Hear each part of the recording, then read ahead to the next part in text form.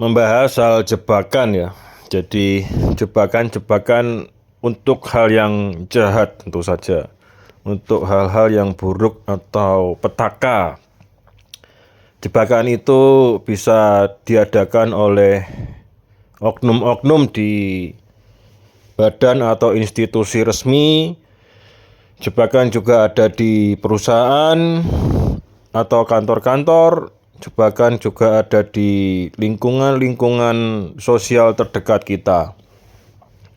Pada umumnya jebakan itu menggunakan motivasi harta kekayaan. Menggunakan motivasi atau umpan wanita. Motivasi atau jebakan menggunakan minuman keras dan narkoba. Dan lain sebagainya ya. Rasa lapar dan haus yang berlebihan itu juga suatu jebakan. Biasanya Tuhan itu menolong saya dari jebakan itu biasanya dengan suatu deja vu ya. Deja vu itu seakan-akan kejadian yang berulang kembali. Jadi saya udah tahu sebelumnya kejadiannya.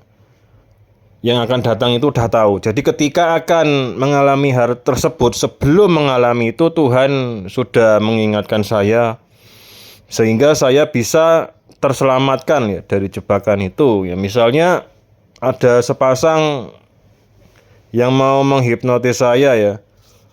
Ketika itu tiba-tiba deja vu sehingga mereka tidak bisa menghipnotis saya. Atau ada teman yang mau menjebak saya. Nah, tiba-tiba deja vu. Tahu gitu.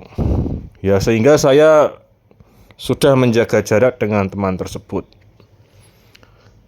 Banyak hal yang namanya jahat itu tidak peduli dengan siapa dan apa yang mereka hadapi. Dunia ini semakin jahat dan semakin kejam ya. Makanya oleh karena itu kita, khususnya saya mendoakan para orang-orang jahat itu. Apabila kita bisa melihat roh halus, kita akan bisa melihat suatu pergerakan roh ya, seperti asap hitam. Itu memasuki anak-anak mereka yang tidak takut akan Tuhan. Jadi namanya pembalasan Tuhan itu memang ada, walaupun tidak tampak mata. Namun tidak berarti semua hal buruk itu kita jawab dengan biarkan Tuhan yang membalas. Balasan itu ada berbagai macam cara. Dan juga ada petunjuk-petunjuk. Ya, coba kita minta petunjuk dari Tuhan. Ada juga seorang oknum ya, oknum jenderal ya, berusaha memeras saya ya. Tapi ya akhirnya juga saya diamkan saja, mereka takut juga. Dan akhirnya beberapa bulan kemudian ya sudah pindah ke alam lain. Yang sudah pindah ke alam lain itu minimal ada 3.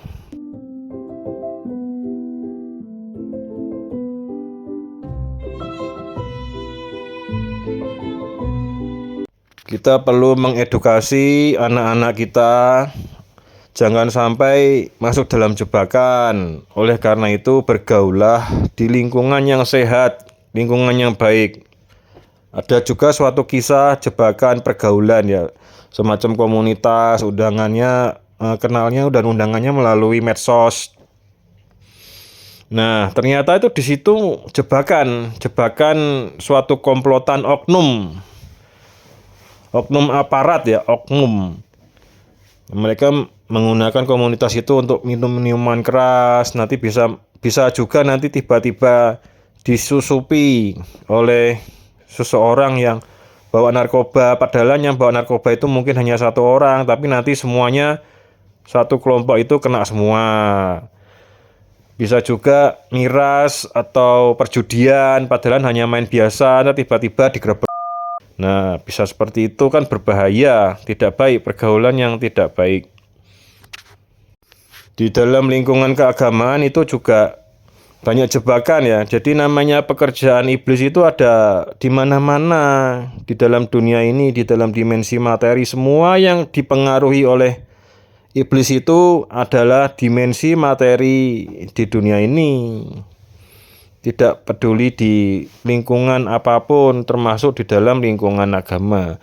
Di lingkungan agama itu juga banyak kisruh, banyak pertengkaran, banyak perpecahan, dan lain sebagainya. Berbagai macam kejahatan ya, terutama yang berbau uang atau harta, juga jebakan-jebakan wanita itu banyak sekali di keagamaan ya, isu-isu macam itu. Di agama apapun itu iblis bisa menyusup. Agama hanyalah dimensi materi. Roh Tuhan, Tuhan itu berupa roh ya, tidak dibatasi oleh ruang dan waktu. Oleh karena itu pentingnya kita selalu berdoa memohon perlindungan dari Tuhan yang Maha Esa ya, melepaskan, meloloskan, menjauhkan kita dari yang jahat, dari musibah, dari malapetaka. Mohon dijauhkan selalu bagi diri kita dan keluarga kita semuanya. Itu penting kita berdoa setiap hari ataupun setiap saat.